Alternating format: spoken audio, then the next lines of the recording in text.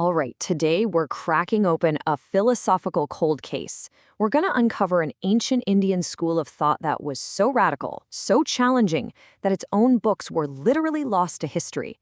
We're talking about Charvaka, India's ancient materialists. Yeah, this verse, it's pretty much the poster child for Charvaka, isn't it? The gist is simple. Live it up, enjoy yourself, even if you have to borrow money to do it, because once you're gone, well, that's it. It's powerful, it's direct, and honestly, it's a pretty catchy motto. So, because of lines like that, Charvaka got this reputation over the centuries as India's ultimate party philosophy. You know, the one that says there's no afterlife, forget all the religious stuff, and just focus on pleasure right here, right now. But is that really the whole story? Or is that just the version its rivals wanted us to hear? Okay, let's get into it, because this is where it gets really fascinating. We're not just looking at a philosophy here. We are genuinely investigating a historical mystery. We have to reconstruct an entire way of thinking, basically from the evidence left behind by its biggest critics. Here's the #1 problem for anyone trying to figure out what Charvaka was all about. Their own books, like their foundational text, the Brihaspati Sutra, are gone. Just poof, vanished. We don't know if they were actively destroyed or just rotted away, but the result's the same. We don't have a single, complete, original book written by an actual Charvaka follower. Not one. So you're probably asking, well, how do we know anything about them then? Great question. We know about them because their rivals, the Buddhists, the Jains, other Hindu schools, couldn't stop talking about them. They wrote and wrote and wrote about Charvaka ideas, but they only ever did it for one reason, to tear them down and prove them wrong. And check out this timeline, because this is wild. The most detailed summary we have is from the 14th century. The earliest text we can even find is from the 9th century.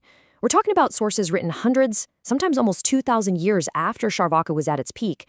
That's like trying to understand TikTok by reading a book about it written in the year 4024. So, you have to ask yourself, are we getting a fair picture here, or just a caricature designed to make them look ridiculous? So, let's push that caricature to the side for a minute. Let's try to piece together what they actually believed. What was so revolutionary about their ideas that made everyone so nervous? Everything, and I mean everything, for the Charvakas boiled down to one powerful idea: pratyaksha, which means direct perception. The logic is brutally simple. The only way you can truly know something is if you experience it with your own 5 senses. If you can't see it, hear it, touch it, taste it, or smell it, you can't claim to know it. Period. And this chart just lays out how incredibly radical that was. See, other schools had this whole menu of ways to get to the truth, up to 6 of them. You had inference, testimony from sacred texts, all of it. The Charvakas looked at that list and basically said, nope, we'll take #1 and that's it. They'd argue, sure, you see smoke. You know there's smoke, but do you know for a fact there's fire? No way. Could be a fog machine, right? For them, inference was useful for everyday life, but it wasn't a path to absolute, undeniable truth. And you can imagine, this one strict rule had massive domino effects.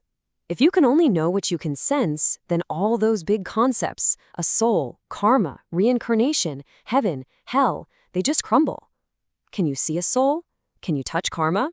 Nope. So for the Charvakas, all that was out. They figured consciousness wasn't some spooky soul, but just something that emerges from the physical body. Kind of like how you mix certain ingredients and suddenly get wine that can make you drunk. And when the body dies, the consciousness just stops. That's it. The end. Now, a philosophy this bold doesn't just pop into existence out of thin air. It was actually born during one of the most intellectually explosive times in all of human history, an era of questioning that was happening all over the world. In India, Charvaka was a huge voice in what we call the Shramana movement. And this wasn't one single group. It was more like a whole counterculture. You had all these wanderers, debaters, and thinkers who basically rejected the traditional religious authority and went looking for new answers. These were the seekers, and they included not just the Charvakas, but also the guys who would go on to found Jainism and Buddhism. But here's the truly mind-blowing part. If we zoom out, it wasn't just happening in India. At the exact same time that Charvaka thinkers were debating these ideas, you had Confucius and Laozi laying the groundwork for Chinese philosophy over in China. And in Greece, you had the very first Greek philosophers like Thales and Pythagoras starting to use reason to explain the cosmos. It was like the whole world woke up at once and decided it was time to start asking some really big questions. So let's bring it all the way back around to where we started, that whole eat, drink, and be merry image. Now that we have all this context, how well does that reputation actually hold up? Well, enjoying this life was definitely part of their philosophy, for sure. But just calling them hedonists completely misses the point. See, their focus on pleasure wasn't just a blind grab for fun. It was the only logical conclusion of their hardcore materialism. I mean, think about it. If this life is the only one you've got, and there's zero evidence for anything else, why wouldn't you try to make it as good as possible? At its heart, this was a philosophy of skepticism and a demand for proof. And get this, even their name is a clue in this mystery. Their enemies claimed it came from the word for to chew, basically saying they were gluttons who just chewed up and destroyed morality. But another theory says it came from Charvaka, which means beautiful speech. Now that paints a totally different picture, right? Suddenly, they're not just party animals, they're these brilliant, persuasive speakers who could win over a crowd. So at the end of the day, their real legacy is this. The Charvakas prove that there was this powerful homegrown tradition of skepticism and rational thought in ancient India. Their existence completely shatters the idea that ancient India was just one big, monolithic spiritual place. No, it was a vibrant, loud, argumentative arena where every single idea, no matter how sacred, could be put on trial. And that really just leaves us with this one final thought. The story of Charvaka is an incredible reminder that history is usually written by the people who win the arguments. We're left trying to piece together who these rebels were from the words of the very people who wanted them silenced.